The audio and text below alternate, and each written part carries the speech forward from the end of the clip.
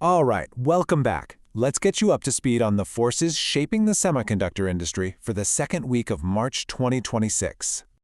Okay, let's dive right into this week's key developments. And boy, what a story it is. We're seeing some absolutely explosive growth, but it's happening right in the middle of some pretty intense global pressures.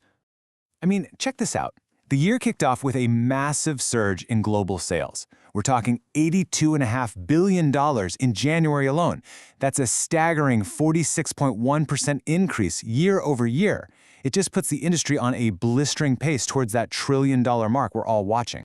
But this kind of growth doesn't just happen in a bubble. The industry is having to navigate this really complex web of geopolitical risks and, well, some pretty major supply chain shocks. So the biggest pressure point, the one that's really got everyone's attention this week, is the conflict in the Middle East, and it's having immediate ripple effects.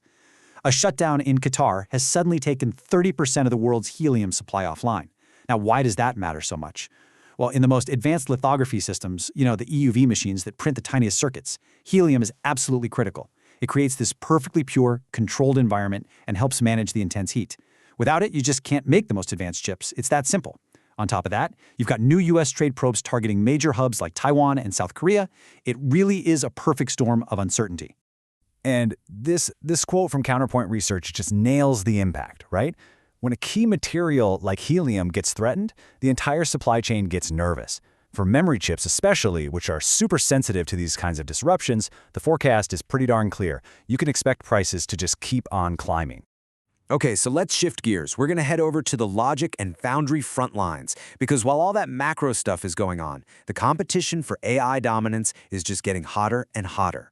So you've got the two big giants here, and they're both making huge moves, but in really different ways. TSMC is just firing on all cylinders. AI demand is driving strong revenue, and get this, their Arizona fab is now profitable. That is a huge win for reshoring advanced manufacturing. At the same time, Samsung's making this really bold play. They're aiming to use their most advanced 2-nanometer process for the base dies of next-gen HBM4E memory. This is a super strategic play, you see. They're trying to integrate that logic and memory way more tightly. And apparently it's working. They're reportedly seeing a massive 70% jump in orders from the AI innovator Grok. And just when you think 2-nanometer is the bleeding edge, well, think again. The race to shrink things down is already pushing past the 1-nanometer barrier. And as you can see here, that takes major collaboration. IBM and Lam Research are teaming up to solve one of the biggest roadblocks out there, developing a new dry-resist technology for the next generation of high-NA EUV systems. This is a fundamental physics problem they need to crack to keep Moore's law chugging along. All right, now over in the memory world, the big story this week is a huge acquisition, and this one is set to completely reshape the global capacity landscape, for sure. Micron is wasting zero time. Look at this timeline. They are moving tools into PSMC's Tongluo fab this month, before the deal is even officially closed. It is just incredibly aggressive. They expect to be ramping DRAM production in Q2, and by the second half of next year, this one single facility is projected to account for over 10% of the entire world's DRAM capacity. Wow. But here's the real kicker, and what this slide shows so well. This deal isn't just about grabbing more capacity. Not at all. Micron is also getting its hands on PSMC's advanced wafer-on-wafer 3D stacking and interposer tech. This is a massive piece of the advanced packaging puzzle. It lets them build way more powerful and efficient AI chips by stacking memory right on top of logic. It's a game changer. So all this AI demand, it's like a tidal wave crashing down on the entire supply chain. And I mean every single link, from the raw materials all the way to the companies making the equipment, everybody's feeling the pressure. So how do you cope with that kind of pressure? Well, you're seeing these really deep, super integrated collaborations. Equipment giant Applied Materials is literally bringing memory leaders Micron and SK Hynix right into their R&D center. The goal is to work side by side to co-develop the next generation of materials and 3D packaging technologies that you absolutely need for future HBM and other advanced memory. So, the bottom line is, this pressure is fundamentally changing the game. We're not just talking small tweaks. You've got raw material prices that have doubled.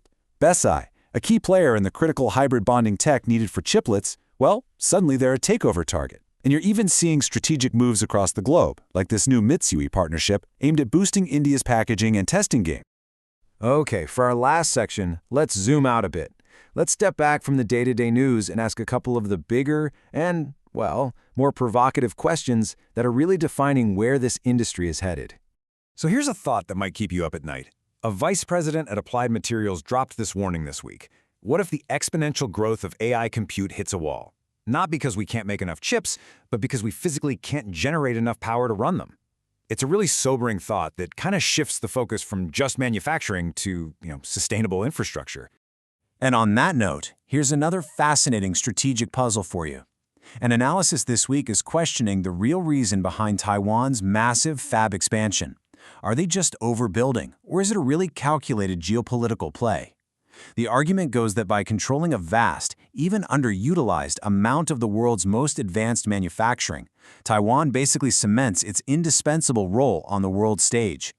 So if there's one thing to take away from this week, it's this.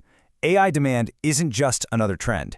It is fundamentally reshaping every single facet of the semiconductor world, from geopolitics to the actual science of materials. From process control to energy consumption, it's all being driven by this insatiable and truly transformative hunger for artificial intelligence.